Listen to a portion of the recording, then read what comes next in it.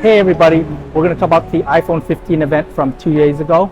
I'm going to talk about 5 things that I loved and the one thing that really ticked me off about the event.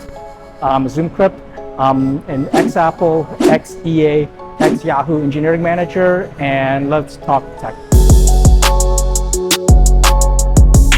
So the first thing that I loved was the announcement of the double tap Apple Watch feature. It's just some really cool, amazing technology. It takes advantage of the accelerometer, the gyroscope, and the optical heart sensor in the watch to look at your blood flow. And using machine learning, it can recognize subtle changes with those small sensors and detect when you're making this motion. The other cool thing about it is that you can imagine what's next. Right now, it's just a single action, but you can imagine the future that they'll add some kind of scrolling action, maybe by turning your wrist or by just kind of doing this type of action, a middle finger tap. You'll soon be able to fully interact with your watch without actually using the touch screen, which is going to be a win for everybody. All right, the second thing that I really liked was the Apple 2030 announcement. Apple's going to try to go carbon neutral by 2030, and the Apple Watch was the first product to achieve that, and Apple was very proud and told us a lot about it. The other things that they talked about this time is that they're going to stop selling leather products. I'm not a big leather fan myself, so I'm happy about that. I'm going to check out that new Hermes rubber watch band when it's available in the store. It's not there now, but as soon as it is, I'm going to go check it out and see if I want to buy one. They also made a really cheesy, campy video about meeting with Mother Nature to review their progress. I'll be honest, I teared up a little bit when Lisa Jackson talked about Apple planting forests, mangroves, and grasslands and wanting to completely remove carbon from the atmosphere. The other thing they talked about was that they've reduced their water usage by 63 billion gallons of water. That sounds like a lot, but the largest water reservoir in California, Shasta Lake, holds 1.5 trillion gallons. So from a global perspective, that's just a drop in the bucket. So again, I was really happy with the Apple 2030 initiative. We only have one Earth. Let's all work together to take care of it and make it fantastic for future generations. Apple can't do it alone. Let's all help out and see what we can do about it. All right, the number 3 thing that I really liked was with the iPhone 15 Pro line and the titanium that's going to be replacing the stainless steel around the iPhone. They looked really sexy in the videos. Apple's CG team does an amazing job of showing off the cool new materials and all the new selling points of their new phones, and they absolutely knocked it out of the park with titanium. When they did that close-up, you can really see the detail with the brushed metal, and it had like a little bit of like a sparkly effect too. I'll trust them for now that that's going to be what it's like when I see it in person. But I really appreciate that they not only brought a functional new material that will make the phone stronger, lighter, but they also put in the extra effort to make it beautiful. And in terms of touching and seeing it, it's a material that it'll feel like you've never seen before and brought something new to the table.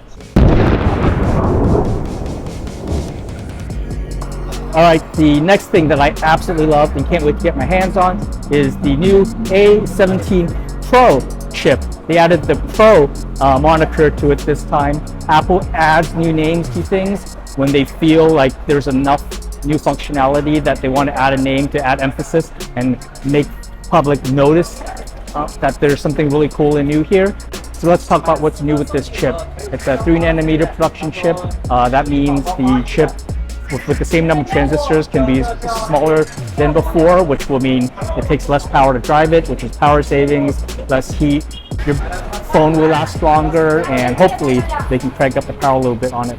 Another thing that was really cool about the A17 Pro was that they told us the transistor count on it, and they said it was 19 billion transistors.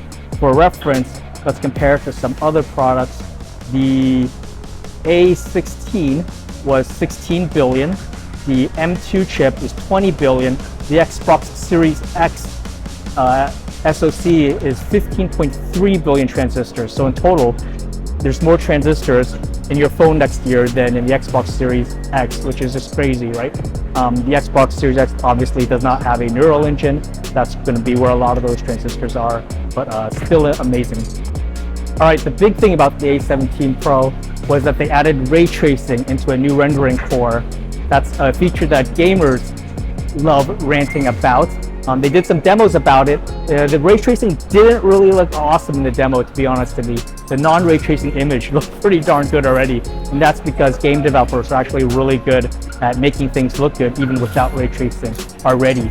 But things will look even better, especially as you have environments and scenes designed to take advantage of it. As you play the game too, you'll slowly feel all the lighting changes, and it should increase the immersion of 3D games that you play.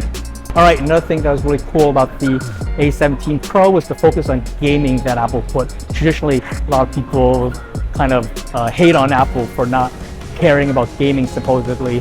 That might feel like it's true on the Mac, but it's clearly not true in the mobile space. I don't know if any of you guys have kids or nephews or cousins. This whole generation grew up and is addicted to their iPads. I can't get my cousins off their iPad. They don't even look at me, they don't care about me, they just stick to the games. I guess that's kind of a bad thing, but that'll be a topic for another video. I was really excited to see Apple spend 4 minutes talking about gaming in the video. That felt like a really long time, and hopefully a harbinger of more and more to come from Apple on iOS and also on Mac. And then also on gaming, Apple brought out a bunch of game developers to talk to everyone, and it was really, really cool to see miHoYo representing so strongly. Obviously a Chinese developer, and Genshin Impact has become the main benchmarking game for mobile devices that people use, right? It's really a testament to the talent at miHoYo. I'm a Genshin Impact player.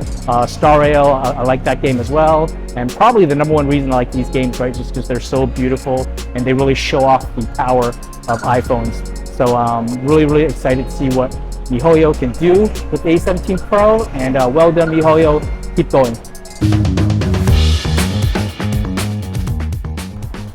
All right, the fifth and final thing that I really, really loved about the announcement that some of you might not have paid attention to, might have missed, or it just didn't quite kind of get why it was cool, was that they pulled off something that I didn't expect. I thought they wouldn't do this till next year, but you're gonna be able to capture spatial videos with your iPhone 15 Pro.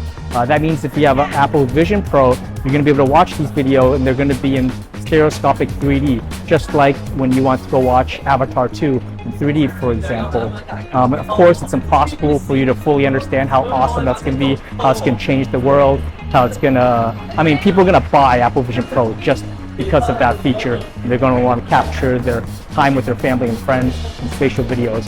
I guarantee it, early next year when they release Apple Vision Pro and everyone can go in and the Apple stores and try it, you guys are absolutely gonna love spatial videos. It's gonna change the world, and everyone with iPhone 15 Pros are gonna start being able to create content that's spatial videos. All right, so that was pretty much it for the things that I loved from the announcement. There were a lot of other little things I liked. I'll probably say that for another video and go through kind of things in more detail. But let's go and talk about the one thing that absolutely really disappointed me about the event. Apple is a very special company, right? We all expect a lot from them. We expect them to bring surprise, delight, magical new experiences that just like blow our minds, and like we can't even imagine that they thought of that. Where did this come from?